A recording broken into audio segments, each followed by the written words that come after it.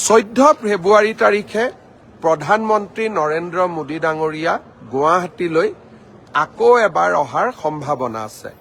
14 ফেব্ৰুৱাৰী তাৰিখে তেখেত গুৱাহাটীলৈ আহিলে গুৱাহাটী উত্তৰ গুৱাহাটীৰ মাজত সংযোগী ব্ৰহ্মপুত্ৰৰ ওপৰৰ বিশাল দলংখন তেখেতে উদ্বোধন কৰিব।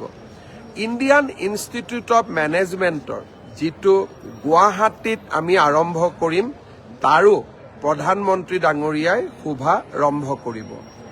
100 ইলেক্ট্ৰিক বাছো তেখেতে অসমক দিব। আৰু 14 ফেব্ৰুৱাৰী তাৰিখে আমি আৰু এটা বিশেষ চিন্তা কৰি তেখেতক নিমন্ত্ৰণ কৰিছোঁ। মৰাণত যি আমি এডভান্স লেণ্ডিং ফেচিলিটি বনাইছোঁ, অৰ্থাৎ ভাৰতীয় বায়ুসেনাৰ বিমানসমূহ নেশ্যনেল হাইৱেৰ ওপৰতে নামিব পাৰে।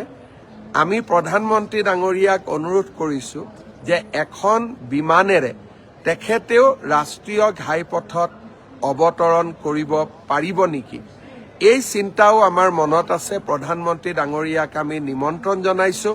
মই আশা কৰোঁ যে 14 ফেব্ৰুৱাৰী তাৰিখে অসমৰ ৰাইজে প্ৰধানমন্ত্ৰীৰ পৰা আৰু কেইবাটাও এনেধৰণৰ উপহাৰ লাভ কৰিব। ফেব্ৰুৱাৰী মাহত প্ৰধানমন্ত্ৰী ডাঙৰীয়া সম্ভাৱনা আছে দ্বিতীয়বাৰলৈ অসম ভ্ৰমণৰ বাবে অহাৰ। তেখেত যদি দ্বিতীয়বাৰৰ কাৰণে অসম ভ্ৰমণলৈ আহে, কোকৰাঝাৰ আৰু গেলেফু ভূটানৰ মাজত নতুন ৰেল লাইন এটাৰ তেখেতে আধাৰশিলা স্থাপন কৰিব। বহুত ডাঙৰ প্ৰজেক্ট হ'ব। ভূটানৰ লগত আমি ৰেলেৰে সংযোজিত হ'ম আৰু ৰেলৱে কোচ মেনুফেকচাৰিং ফেক্টৰী এটাও তেখেতে কোকৰাঝাৰত আধাৰশিলা কৰিব। ঠিক তেনেধৰণে গুৱাহাটীৰ পৰা শিলচৰলৈ 22,000 কোটি টকা ব্যয়েৰে আমি যি এটা এক্সপ্ৰেছ হাইৱে বনাব খুজিছোঁ তাৰো আধাৰশিলা স্থাপন কৰিবৰ বাবে মই প্ৰধানমন্ত্ৰী ডাঙৰীয়াক ফেব্ৰুৱাৰী মাহতে আকৌ এবাৰ নিমন্ত্ৰণ কৰিছোঁ।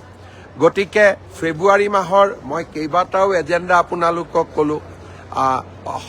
মুখ্যমন্ত্ৰীৰ আত্মনিৰ্ভৰ অসম অভিযান, নিযুক্তি পত্ৰ বিতৰণ, স্বাভাৱিকভাৱে প্ৰধানমন্ত্ৰী ডাঙৰীয়াৰ অসম ভ্ৰমণ।